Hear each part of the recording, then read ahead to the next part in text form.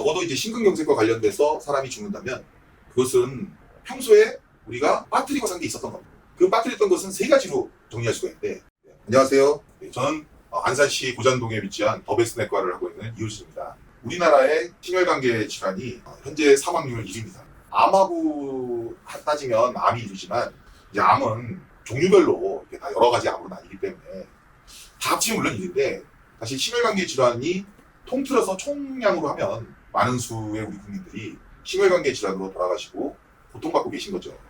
그런데 문제는 이런 심혈관계 질환은 운명이 아니고 빠르면 20대부터 또는 요즘에는 엄마 뱃속에서부터 이게 겹찍어져서 나온다는 거예요.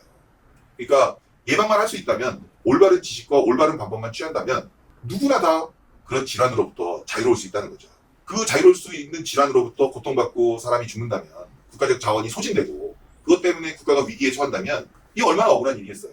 이 심혈관계 질환은 원리, 또 기전, 또 그것을 문제점을 진단내는 방법, 그리고 치료할 수 있는 전략, 그리고 약물까지 지금 제 1단계이긴 하지만 상당한 발전을 이뤘어요. 우리 국민들이 이것을 모두 다 잘 홍보가 돼서 그걸 실천하시게 된다면 20년 뒤에 우리들의 삶은 완전히 달라질 거예요. 제가 레지던트를 하던 20년 전, 30년 전만 해도 우리나라의 심근경색이 굉장히 많이 발생했었습니다. 그리고 실제 그분들은 병원에 도착하기 전에도 다 돌아가시고 그렇게 됐었는데, 지금은 여러 가지 홍보가 됨으로써 심근경색의 발생률 자체가 50% 이하로 줄어들었어요. 그런 심근경색으로 돌아가시는 분이 단 한 분도 안 계시고, 또 그 심근경색으로 인해서 살아남으셨지만 고통받게 되는 그런 삶 자체를 없애거나 줄이기 위해서 우리가 더 해야 할 과제가 있는 거죠. 그 심혈관계 질환에 대해서 조금만 더 말씀을 드리면, 지금은 심장대사 질환이라는 말을 씁니다. 심장과 혈관만이 나빠서 그렇게 되는 게 아니에요.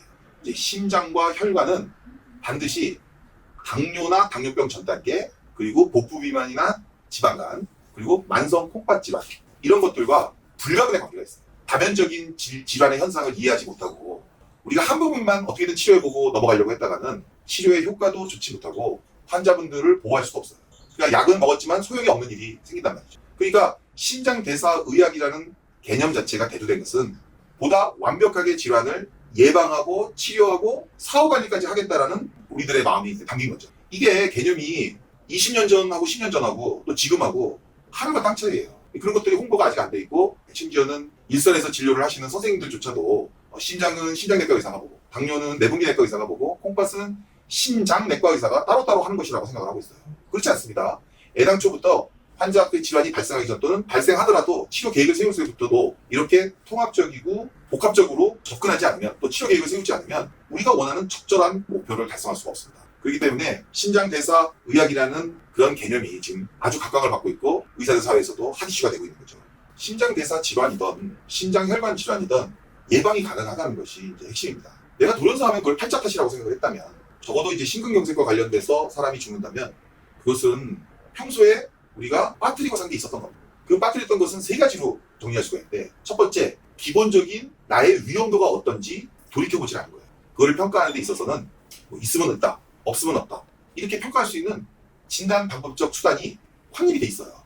두 번째는 이러한 질환들은 예방하는 방법이 마술이 없습니다. 기적이 없고, 매일매일의 일상에서 무리하지 않고 올바르게 먹고 자고 운동하고 그런 과정들이 필요하다는 겁니다. 우리는 그동안 사회적으로 어떤 성과를 도출해내기 위해서 잠도 자지 않고, 또 단결하기 위해서 술도 많이 먹게 되고, 스트레스는 담배로 풀고, 먹는 것은 빨리 먹게 되고, 건강을 지키기에는 너무 좀 어려운 삶의 어떤 행태들을 해왔던 것입니다. 이제는 세상이 바뀌어졌습니다. 수면도 중요하고, 한 끼를 먹더라도 올바른 재료를 사서 올바르게 요리해서 그것을 친한 가족이나 지인들과 나누고, 자신의 그 마음의 평화를 지켜내고, 몸에 해로운 그런 어떤 행태들은 적극적으로 회피하고, 삶의 습관의 개선으로서 비극적 종말이나 결과를 우리가 막을 수 있는 거죠. 그리고 이제 세 번째로 정리될 수가 있는 것은, 우리가 어떤 질병이 드러나지 않았다 뿐이지 사실상 수면 밑에서 발생하고 있는 분들이 있습니다. 그분들을 찾아내야 됩니다. 그래서 이전까지는 그냥 피검사만 해서 콜레스테롤이 높으면 그거 치료하고, 혈당이 높으면 혈당을 낮추는 약을 먹고 이렇게 따로따로 했다면, 자기 몸에서 눈으로 볼 수 있는 이것은 질병이 있는 거나 다름없다, 이거는 그냥 사실상의 질병이다, 이런 것들을 뭐 5년에 한 번이라든지 3년에 한 번이라든지, 이게 그냥 모든 사람이 1년에 한 번씩 받고 이런 게 아닙니다. 그러니까 스크리닝의 개념이 아니라 사람마다 맞춤 스크리닝이 따로따로 적용돼야 되는 거예요. 그것을 평가하기 위해서는 아까 첫 번째 얘기했던 나의 위험도에 제대로 된 평가. 두 번째는 올바른 생활습관 실천. 그리고 세 번째는 수면하에 있는 질환의 조기 색출. 이 세 가지만으로서 우리는 비극적 질환이나 죽음을 막아낼 수 있는 거죠.